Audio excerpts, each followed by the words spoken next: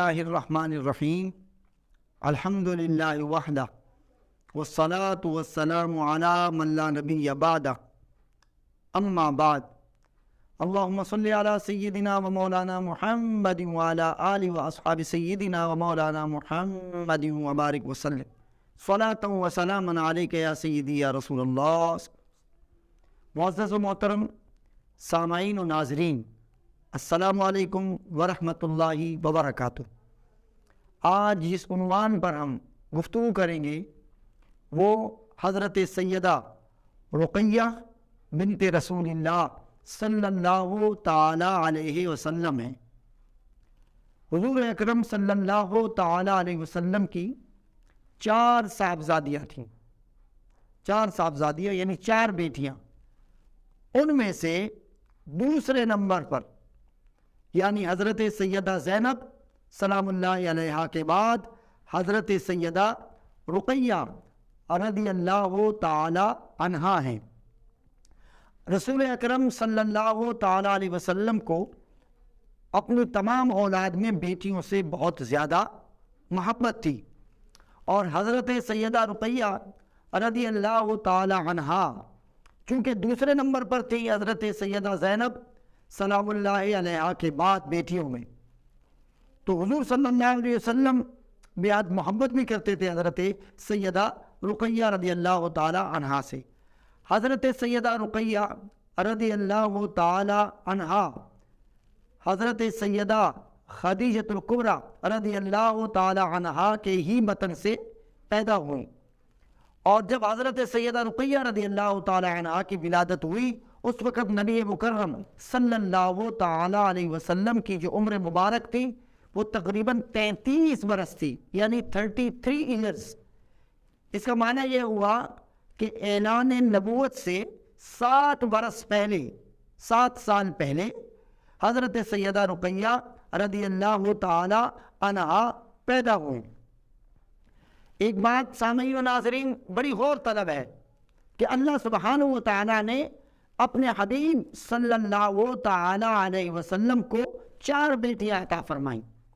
اگر بیٹی ہونا کوئی عیب ہوتا، کوئی نقص ہوتا، تو اللہ سبحانہ و تعالی کبھی بھی اپنے حبیب صلی اللہ تعالی علیہ وسلم کو بیٹیاں نہ دیتا۔ حالانکہ اللہ سبحانہ و تعالی نے حضور صلی اللہ علیہ وسلم کے ولادت باسعادت کے موقع پر تمام اہل عرب کو بیٹے بیٹے عطا کیے، کیونکہ اس وقت عرب میں بیٹی کا ہونا باعث عار، باعث عیب سمجھا جاتا تھا، لوگ بیٹی کی پیدائش پر خوش نہیں ہوتے تھے۔ اللہ تبارک و تعالیٰ نے ولادت مصطفیٰ صلی اللہ علیہ وسلم کے موقع پر تو عرب کو، اہل عرب کو بیٹے عطا فرمائے، لیکن خود اپنے حبیب صلی اللہ تعالی علیہ وسلم کو ایک چھوڑ 4 بیٹیاں عطا فرمائیں۔ تو گویا بیٹی ہونا یہ اللہ کی بہت بڑی رحمت ہے، اور بیٹیوں کے باپ کو اس بات پر فخر کرنا چاہیے، ناز کرنا چاہیے کہ جن کے پاس بیٹیاں ہیں وہ یہ سمجھے کہ رسول اللہ صلی اللہ تعالی علیہ وسلم کی 4 بیٹیاں تھیں، اور باپ اس بات کو اچھی طرح سمجھتے ہیں کہ باپ اور بیٹی کا رشتہ بڑا مضبوط ہوتا ہے بیٹے کے مقابلے میں۔ بیٹیاں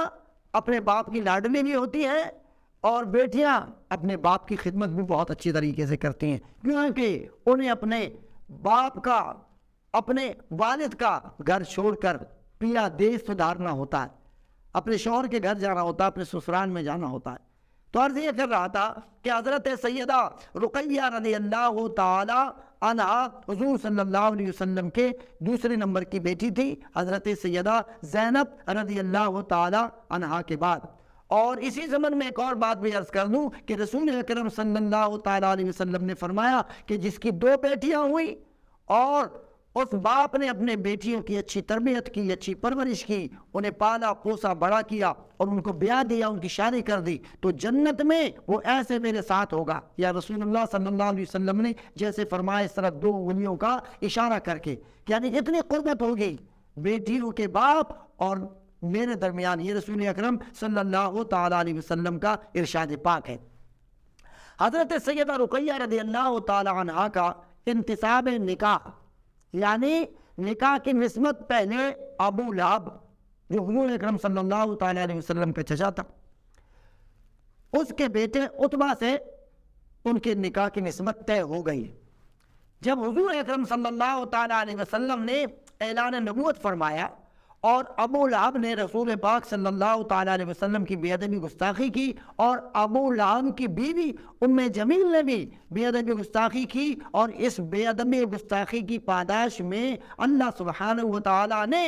جب سورہ لہب یعنی تبت یدا ابی لہب وتب اتاری، اس پر ابو لہب چراغ پا ہوا، اور اس نے اپنے بیٹے عتبہ کو کہا کہ اگر تو واقعی میرا بیٹا ہے تو ابھی جا کر محمد صلی اللہ تعالی علیہ وسلم کی بیٹی سے جو تیرے نکاح کی نسبت ہوئی ہے اسے چھوڑ دے، اسے طلاق دے دے۔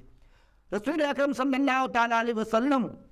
اپنے ساتھیوں کے درمیان تشریف فرما تھے کہ عتبہ نے اپنے باپ کے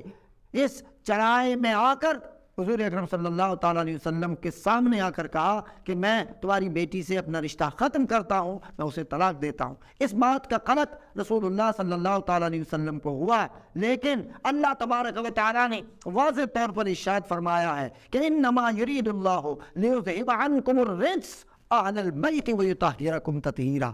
کہ اہل بیت سے ہر قسم کی نجس اور ہر قسم کی ناپاکی کو اللہ سبحانہ و تعالیٰ نے دور فرما دیا ہے۔ تو پھر بھلا کیسے ہو سکتا کہ شرک اور کفر کے نجاست میں لتڑا ہوا ایک شخص اور اس کا باپ نبی مکرم صلی اللہ تعالیٰ علیہ وسلم کا بے ادب و گستاخ ہو اور خود سر تپا شرک میں گرا ہوا ہو؟ تو اللہ سبحانہ و تعالیٰ اپنے حبیب صلی اللہ علیہ وسلم کی بیٹی کی نسبت اور بیٹی کا رشتہ کسی نجس اور ناپاک مشرک سے کیسے ہونے دے سکتا تھا؟ اس لیے اللہ تبارک و تعالیٰ نے اس رشتے کو ختم کروا دیا، اور خود اس عتبہ نے آ کر کہا کہ میں اے محمد صلی اللہ علیہ وسلم تمہاری بیٹی سے اپنا رشتہ ختم کرتا ہوں۔ اور اس کے بعد دیکھیے کہ پھر اس کے بعد یہ نکاح کس سے ہوا؟ حضرت سیدہ رقیہ رضی اللہ تعالی عنہا کا۔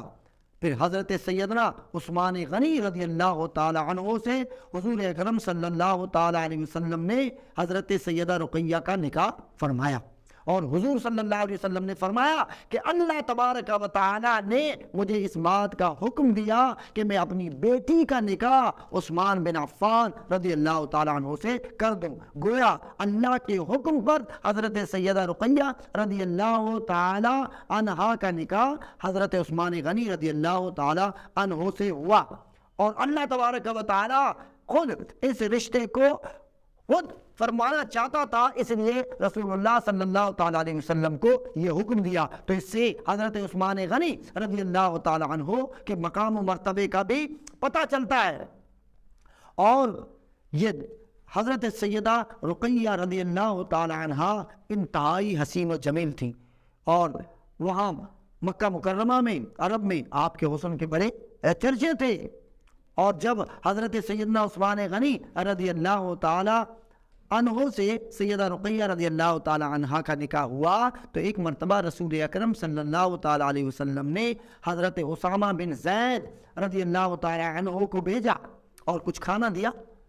اور فرمایا کہ اسامہ یہ کھانا لے کر جاؤ اور میری بیٹی رقیہ کو دے کر آؤ۔ اچھا، اس سے بھی رسول اکرم صلی اللہ تعالی علیہ وسلم کا کتنا پیار جھلک رہا ہے کہ حضور صلی اللہ علیہ وسلم خود کھانا گھر پہ بنوا کر اور حضرت سیدہ رقیہ رضی اللہ تعالی عنہا کو بھجوایا۔ اور حضرت اسامہ بن زید جب وہ کھانا دے کر واپس آئے تو حضور صلی اللہ تعالی علیہ وسلم نے پوچھا، اسامہ تم نے اس جوڑے کو کیسا پایا؟ تو حضرت اسامہ بن زید نے عرض کی، یا رسول اللہ صلی اللہ تعالی علیہ وسلم، میں نے عرب کے خوبصورت جوڑے کو میں نے دیکھا ہے اور ان کو بڑا شیر و شکر دیکھا ہے۔ حضور صلی اللہ علیہ وسلم نے اس بات پر مسرت اور شادمانی اور خوشی کا اظہار فرمایا کہ میری بیٹی عثمان بن عفان رضی اللہ تعالی عنہ کے گھر میں انتہائی خوش ہے۔ حضرت سیدہ رقیہ رضی اللہ تعالی عنہا نے چونکہ پرورش اور تربیت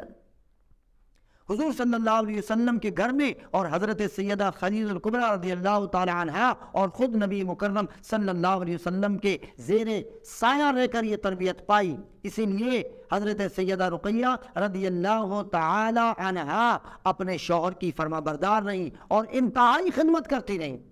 حضرت سیدہ رقیہ رضی اللہ تعالی عنہا بیمار ہو گئی رمضان المبارک میں، اور یہ سن 2 ہجری ہے، سن 2 ہجری ہے۔ اسی سن 2 ہجری میں ہی حضرت سیدہ رقیہ رضی اللہ تعالی عنہ بیمار ہوئی، اور اسی 2 ہجری کے رمضان المبارک میں پہلی جنگ جو کفار اور مسلمانوں کے درمیان ہو رہی تھی، یہ پہلا غزوہ بدر، یہ اسی 2 ہجری میں ہوا۔ اور جب رسول اکرم صلی اللہ تعالی علیہ وسلم غزوہ بدر کے لیے روانہ ہونے لگے تو اس وقت حضرت رقیہ رضی اللہ تعالی عنہ کی ناسازی طبع کو دیکھ کر، آپ کی عنانت اور بیماری کو دیکھ کر، نبی مکرم صلی اللہ تعالی علیہ وسلم نے حضرت عثمان غنی رضی اللہ تعالی عنہ کو فرمایا کہ تم نے یہاں رہ کر رقیہ کا خیال رکھنا ہے، میری بیٹی کا خیال رکھنا ہے، اس کی تیمارداری کرنی ہے۔ حالانکہ حضرت عثمان غنی رضی اللہ تعالی عنہ اس بات پر مشتاق تھے کہ وہ بھی غزوہ بدر میں حضور اکرم صلی اللہ تعالی علیہ وسلم کے شانہ بشانہ لڑیں، لیکن حضور صلی اللہ علیہ وسلم نے چونکہ تیمارداری کا حکم دیا اپنی بیٹی کے، تو حضور صلی اللہ علیہ وسلم نے ساتھ یہ فرمایا کہ اے عثمان، تم نے رہ کر حضرت رقیہ میری بیٹی کی تیمارداری کرنی ہے، لیکن یاد رکھو کہ غزوہ بدر میں تمہیں مال غنیمت بھی اسی طریقے سے ملے گا، اور تمہارا شمار بھی اصحاب بدر میں کیا جائے گا۔ تو گویا اس سے یہ پتہ چلتا ہے کہ حضرت سیدہ رقیہ رضی اللہ تعالی عنہ کی فضیلت اور عظمت شان یہ ہے کہ حضرت رقیہ رضی اللہ تعالی عنہ کی تیمارداری کرنا بھی جہاد کے مترادف ہے، کیونکہ مجاہدین اسلام تو اس وقت جہاد کے لیے گئے، اور حضور صلی اللہ علیہ وسلم جب غزوہ بدر میں فتح یاب ہوئے، حضرت زید بن حارثہ اس فتح کی خوشخبری لے کر جب مدینہ طیبہ میں داخل ہوئے تو اس وقت حضرت سیدہ رقیہ رضی اللہ تعالی عنہا کی تدفین ہو رہی تھی، ان کو لحد میں اتارا جا رہا تھا، اور وہ جو خوشی کی خبر حضرت زید بن حارثہ لے کر آئے تھے، اور اس طرح حضرت رقیہ رضی اللہ تعالی عنہا کے تدفین کے عمل کو دیکھ کر انہوں نے بہرحال خبر تو پہنچائی، لیکن وہ خوشی کا اظہار نہ کر پائے۔ اور رسول اکرم صلی اللہ تعالی علیہ وسلم جب بدر سے واپس تشریف لائے تو آپ حضرت سیدہ رقیہ رضی اللہ تعالی عنہا کی قبر پر تشریف لے گئے، اور وہاں آپ نے دعا فرمائی، اور حضور صلی اللہ تعالی علیہ وسلم نے اس سربلندی دین کے لیے دیکھیں کہ وہ اپنی بیٹی کے ساتھ ان کے آخری ایام بھی ان کے ساتھ نہ گزار سکے، آپ نے پرائرٹی اور ترجیح اس بات کو دی کہ آپ غزوہ کے لیے اور جنگ کے لیے، تاکہ اسلام کی سربلندی کے لیے آپ نے خود لیڈ کیا، اور پھر جب واپس آئے تو اپنی بیٹی کی قبر پر تشریف لے گئے۔ حضرت سیدہ رقیہ رضی اللہ تعالی عنہا کو بڑا مقام و مرتبہ حاصل ہے۔ اللہ سبحانہ وتعالی حضرت رقیہ رضی اللہ تعالی عنہا کے قبر اطہر پر اپنی کروڑوں رحمتیں اور برکتیں نازل فرمائے، اور تمام بیٹی والوں کی بیٹیوں کو اس دنیا اور آخرت میں کامیابی اور فلاح نصیب فرمائے۔ وآخر دعوانا ان الحمد للہ رب العالمین۔